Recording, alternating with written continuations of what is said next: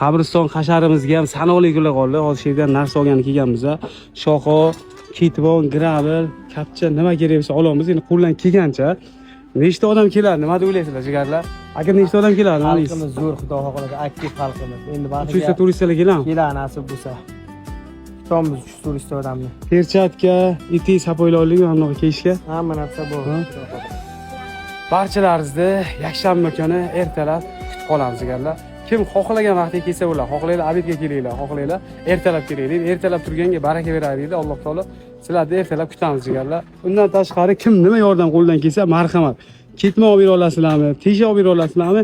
10 ta 20 ta 20 ta olib kelsanglar ham nima deydi? Ko'pchilik bilan hashar yana ham zo'r bo'ladi. Xudo xohlasa bir kunda ancha tozalab tashlasak kerak. Qabristonimiz Oqtosh bo'ladi. Oqtosh, ha, keyingisi. Ha, nasib bo'lsa. Qashqadaryo bo'yicha mana shu proyektni yo'lga qo'yamiz. Xudo xohlasa Qashqadaryodagi barcha masjidlarni top-toza qilib obod qilamiz. Birgalikda hammamiz.